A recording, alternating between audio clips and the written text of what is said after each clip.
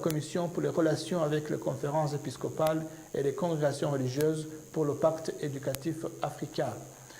Le pacte éducatif africain, proclamé le 6 novembre 2022 à Kinshasa, recommandait en effet aux évêques africains d'organiser des congrès nationaux de l'éducation catholique afin de faire de l'éducation catholique un moteur de changement.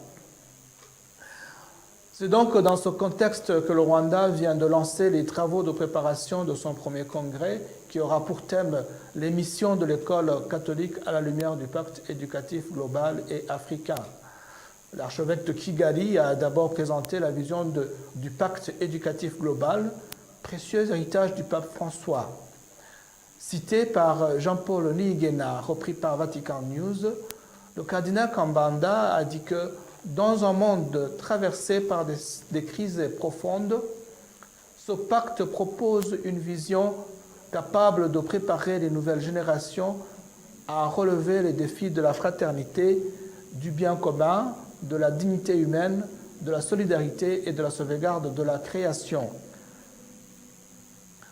En Afrique, la réception de ce pacte s'est concrétisée par plusieurs rencontres au Rwanda, au Cameroun, en République démocratique du Congo et en Côte d'Ivoire. Selon le cardinal Kambanda, cité par la même source, depuis son approbation par le pape François le 1er juin 2023, le pacte éducatif africain est devenu un document de référence pour l'Église en Afrique, offrant des orientations adaptées aux réalités du continent. Il trace la voie d'une éducation catholique capable de bâtir une Afrique prospère, juste, respectueuse de l'environnement et promotrice de paix. Le Rwanda, dont 70% de la population est composée d'enfants et de jeunes, compte plus de 1375 établissements catholiques accueillant des élèves de tous horizons. L'école catholique y joue un rôle essentiel dans la réconciliation nationale, le développement et la promotion des valeurs évangéliques dans un pays encore marqué par le génocide rwandais et des conflits régionaux. Cependant, les défis restent nombreux. Selon l'archevêque de Kigali, il s'agit notamment de la baisse de la qualité de l'enseignement, de l'augmentation exponentielle des écoles privées favorisant l'élitisme et l'exclusion, les inégalités d'accès à une éducation de qualité pour les familles modestes. Il a également souligné l'absence d'un accord cadre actualisé entre l'État et l'Église, le dernier datant de 1987, ce qui limite parfois l'autonomie de l'école catholique dans la gestion des enseignants, des programmes ou encore du cours de religion. Le cardinal a en outre souligné que les écoles catholiques sont reconnues pour leur discipline et la qualité de leur formation.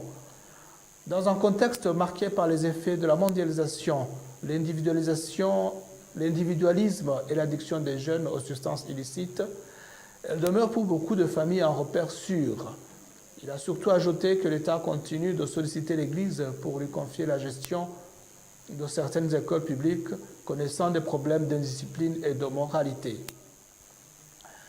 Mais, selon le cardinal Kambanda, l'avenir de l'école catholique dépend de sa capacité à traduire concrètement les valeurs évangéliques en pratique pédagogique. Son projet éducatif place chaque enfant au centre et refuse toute logique élitiste. L'excellence doit aller de pair avec la miséricorde et le vivre ensemble.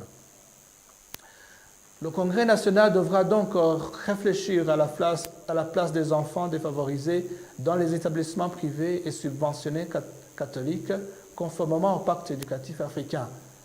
Le comité de préparation de ce congrès réunit les acteurs de l'éducation catholique au Rwanda, commission de la famille, de la jeunesse, de la Caritas, de l'enseignement, de justice et paix, l'Université catholique du Rwanda, etc. Le président de la conférence épiscopale du Rwanda a demandé à la commission chargée de préparer ce premier congrès de l'éducation catholique, présidé par le coordinateur national du pacte éducatif africain, l'abbé Alfred Rutagengwa, de fédérer toutes les forces de l'Église engagées dans l'éducation et d'écouter leurs aspirations.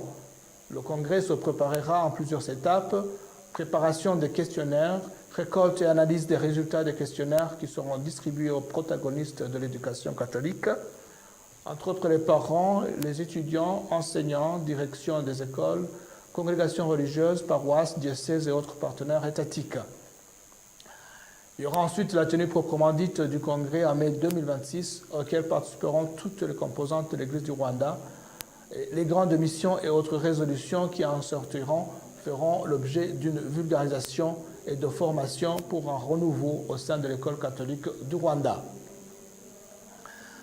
Le Pacte éducatif africain est une initiative de l'Église catholique en Afrique qui vise à rénover et dynamiser l'éducation sur le continent à la lumière des valeurs humaines, culturelles et spirituelles, en réponse à l'appel du pape François à un pacte éducatif mondial lancé en 2019. Le pape François avait alors invité tous les acteurs de la société, les enseignants, les éducateurs, les leaders religieux, les décideurs politiques, les jeunes, etc., à signer un pacte mondial pour réinventer l'éducation en mettant la personne humaine au centre. Le but étant de former des individus capables de construire un monde plus juste, solidaire et durable. En réponse à cet appel, l'Église catholique en Afrique a lancé une version adaptée à ses réalités culturelles, sociales et éducatives, d'où le Pacte éducatif africain. Le président mozambiquais Daniel Francisco Chapo a effectué une visite de travail de 2 jours cette semaine au Rwanda, les mercredis 27 et jeudi 28 courant. Une visite qui a été marquée par des discussions bilatérales sur la sécurité, la lutte contre le terrorisme, notamment à Cabo Delgado, ainsi que